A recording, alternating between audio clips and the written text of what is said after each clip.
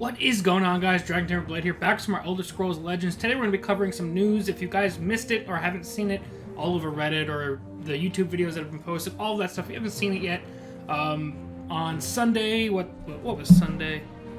June 11th, I guess technically it ran into Monday, June 12th, which is today. Bethesda had their E3 presentation, and obviously if you're familiar with this channel, the thing that we're going to be most excited about is the Elder Scrolls Legends announcement, and they did announce the next expansion for Elder Scrolls Legends, which is going to be Heroes of Skyrim. And the biggest thing that was surprising about this news was it's dropping pretty damn soon. It's dropping on June 29th. So if we pull up the calendar here, we have a little over 2 weeks until it drops. It drops on a Thursday. And let's go onto the Bethesda webpage to talk about some of this a little bit. This is crazy, just how soon it's coming. As you can see here, we're going to have 150 new cards. That's not 53 ofs, that is 150 unique, different cards that we're going to have added to our playsets in just, like I said, just over 2 weeks. That alone is incredibly exciting.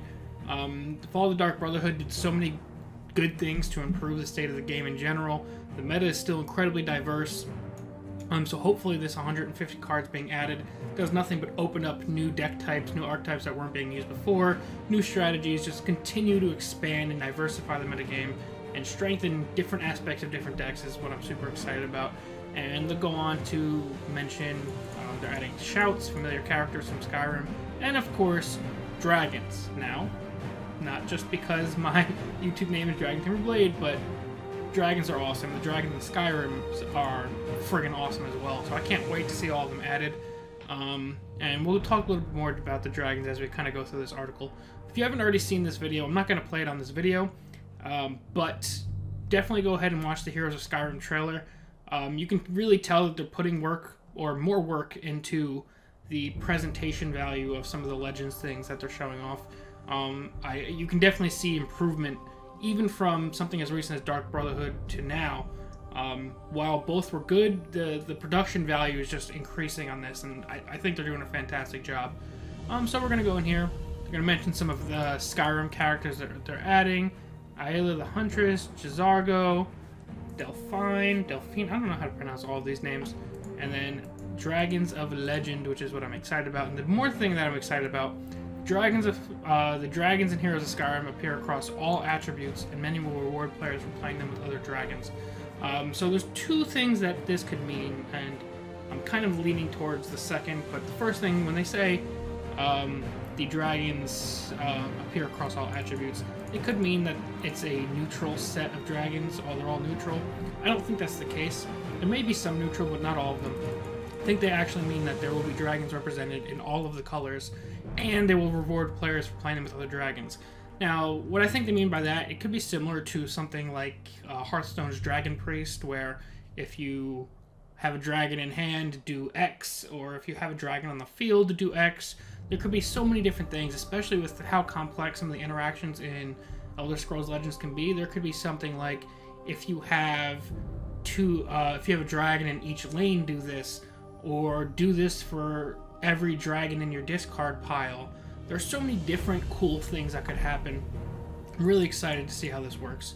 And then moving down, one of the, I guess, cornerstone key aspects of Skyrim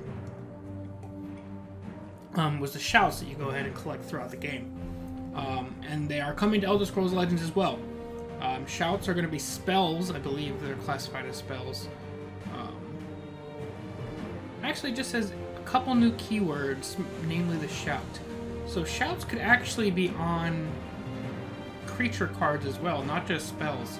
So that's interesting to think about. I hadn't seen that before, that it was being introduced as a keyword and not a spell. It could still only come in spell form, we don't know. But it is a leveling up ability. So something, let's take a card, something like Shrieking Harpy, if it has shout on it. When you play Shrieking Harpy the first time, shackle a creature. Then you level up that shout on the Shrieking Harpy. Maybe you play Shrieking Harpy level 2, and now you're shackle all creatures in a lane. And maybe level 3 of Shrieking Harpy is shackle all enemy creatures. Something like that. So the ability to level up things And there's so many different playstyles these shouts can back up. It could be 3 different levels of healing. It could be 3 different levels of damage to a lane, damage to a creature, damage to face. Draw 1, 2, 3 cards. There's so many different ways that they can support different playstyles using these shouts. I don't think there's going to be a single type of deck that's not going to want to run some sort of shout. Obviously, we have to see how they get implemented and what kind, but you could theoretically find a shout that each and every archetype and class would appreciate running, and that's pretty exciting to think about. Obviously, you don't want them to become too over-centralized where every deck has to run a specific shout or something like that, but I'm pretty confident in their ability to balance the game so far, so I'm confident it'll stay forward that way. And there are cards that progress your shout more quickly, which I think is another interesting thing, that there could be something like a wild card shout where basically increase the level of your shouts to 2 or something like that. I don't know, but there's obviously there's more design space that they're opening up. Even with the addition of something new, they're already expanding the ability to design for it. And what I'm probably most excited about from these early reveals are the companions.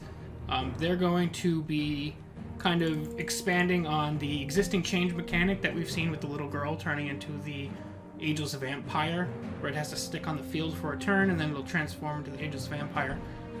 Companions will change into their beast form when you break a rune. Beast forms are more powerful, and bringing out the beast can trigger abilities.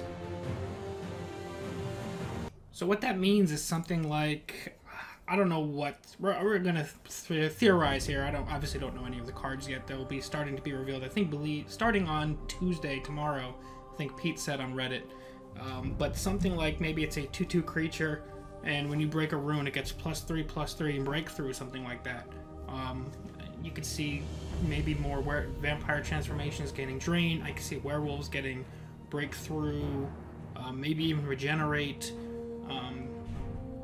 Seeing these things kind of take place and the change ability rewarding breaking runes is very encouraging, because I like that all decks are viable. Aggro isn't super weak at the moment. I think at the moment Control Monk and Control Mage are the 2 strongest decks in the game, but everything else is viable.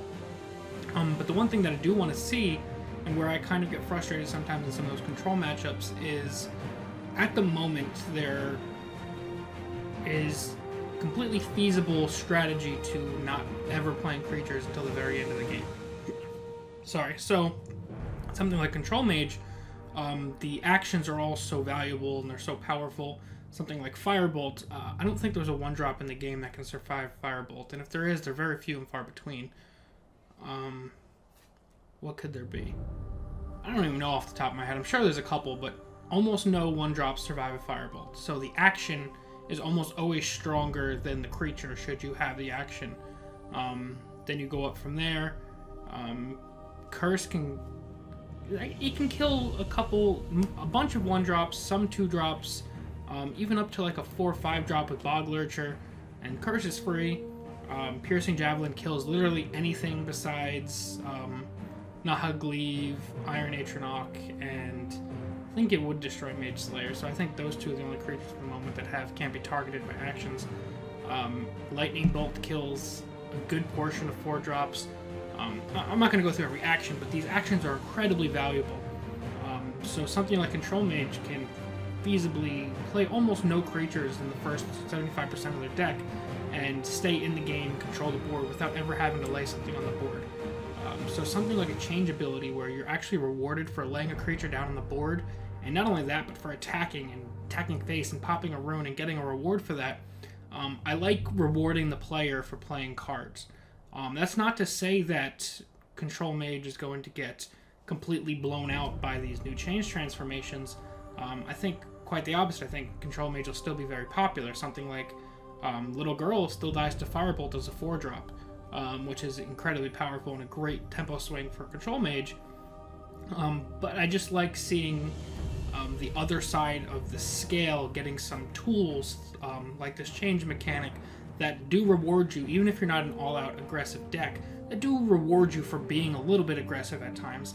And there's even a chance that maybe some control decks, not all of them, just some super slow control decks don't ever want to pop runes until they're going for lethal, but maybe there's some mid-range to a slightly faster than average control deck that may want to run some of these just to kind of start trying to outvalue their opponent over time. So I'm incredibly interested in the companions and the change abilities that they're going to be adding, just because I think there's so many super cool things they can do. And like I said, I like these things that reward the player for playing creatures on the board and interacting with your opponent directly and using things on the board. So that's most of the information we have so far. Like they said, there's a whole lot of information that'll be coming out. I believe Pete said we'll have some cards being revealed as early as tomorrow.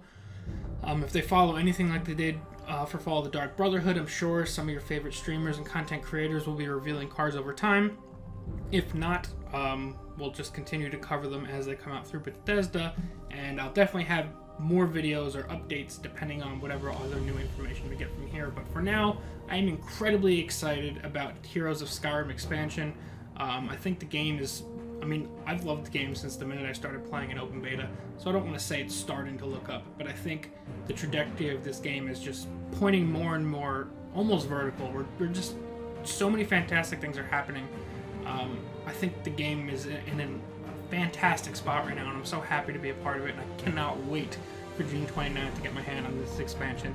I'm starting to put money aside now so I can just drop a whole ton of money on these packs when they come out. But that's going to be it for now, guys. Let me know down below in the comment section what you guys think of the reveal so far. I know there wasn't a ton of information, but there's still a lot that you can really dig into and kind of theorize about here. So let me know what you guys think.